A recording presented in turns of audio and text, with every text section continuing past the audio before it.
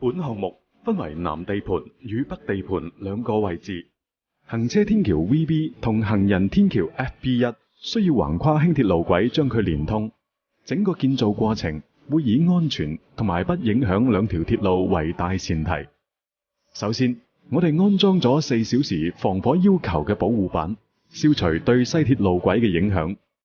喺南地盤，我哋同時建造石屎廊同臨時鋼結構，之後喺上面安裝轉盤及轉動系統，而建造過程全部位源於南地盤地盤範圍以內於日間施工，避免影響輕鐵日常運作。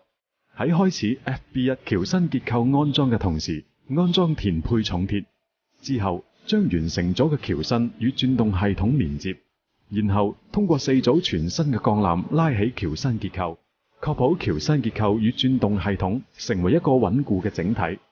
4組全新鋼纜已經額外提供 100% 嘅安全係數。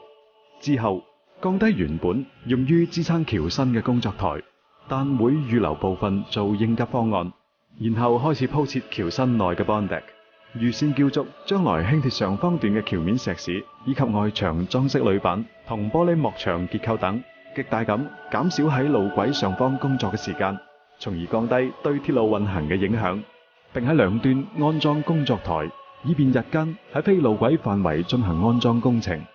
同時，北地盤站頂用吊機組裝於固定轉動後，橋身及降低用嘅龍門架及其配重鐵。龍門架嘅設計充分考慮現有西鐵元朗站結構嘅承受能力，減低對現有結構嘅影響。轉動系統通過4個用特殊材料 PTFE 支撐與轉盤連接，轉動過程通過4個液壓支撐桿同步推動，每次液壓途程可以轉動15度。現場亦會有備用液壓支撐桿。首先喺南站範圍內進行試轉，試轉成功後，正式轉動前將持續留意天氣狀況，確保喺良好天氣狀況下先轉動。第一晚收車前，先將橋身轉動至地盤範圍內約60度。喺收車後，由南站地盤轉動至北站，用北站4組鋼纜連接橋身結構，並加裝側向穩定裝置。獨立工程師簽發完工證明，完成第一晚轉動工作。第二晚喺地面設置移動式吊機，將斜拉式鋼纜與橋身結構分離，並將鋼纜吊至南站地盤範圍內，以便日間拆除。第三晚通過南北地盤各4組鋼纜，將橋身鋼至臨時支撐。每組鋼纜額外提供 100% 嘅安全係數。獨立工程師檢查安全及穩定性後，收起鋼纜。至此 FB1 轉動及下降完畢，由南地盤轉動開始至完成橋梁下降，整個過程有5大 milestone： 1. 安裝斜拉鋼索； 2. 試轉動； 3. 真正 SPA 轉動至北站； 4. 連接下降鋼索及拆除斜拉鋼索；以及 5.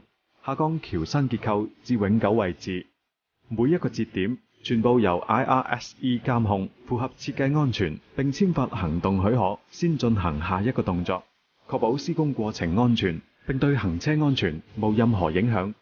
日間會繼續施工橋身兩端，而位於輕鐵路軌上方嘅玻璃幕牆喺夜晚封路後於室內安裝，從而極大咁減少對行車嘅影響，增加安全係數。最後以吊機拆除兩端工作台。FB1 施工完成。FB1 安裝後，轉動系統恢復至原始位置，同時間開始吊裝 VB 結構。先將橋身結構與轉動系統連接固定，並採用4組全新嘅鋼纜系統拉起 VB 結構與轉動系統組成一個整體。之後，先安裝橋面 bond deck 以及懸吊工作台圍封整個 VB 橋身。餘下轉動過程與 FB1 相似，預先喺南地盤試轉動，然後需要3晚輕鐵封路。第一晚轉動至北站，第二晚拆除斜拉鋼纜，第3晚下降至指定位置。之後喺保護圍封內進行 VB 嘅餘下工程。首先喺橋面澆築石屎，並於車路中間安裝符合路政署標準嘅防撞欄杆。之後通過移動吊車，採用 double string 方法吊裝預製永久防撞牆，確保預製牆身於橋身範圍安裝，喺任何情況下都不會跌入路軌範圍。之後會外裝飾鋁板，最後通過移動吊機拆除工作台。VB FB1 全部完工後，拆除臨時路軌保護圍封，整個施工過程與傳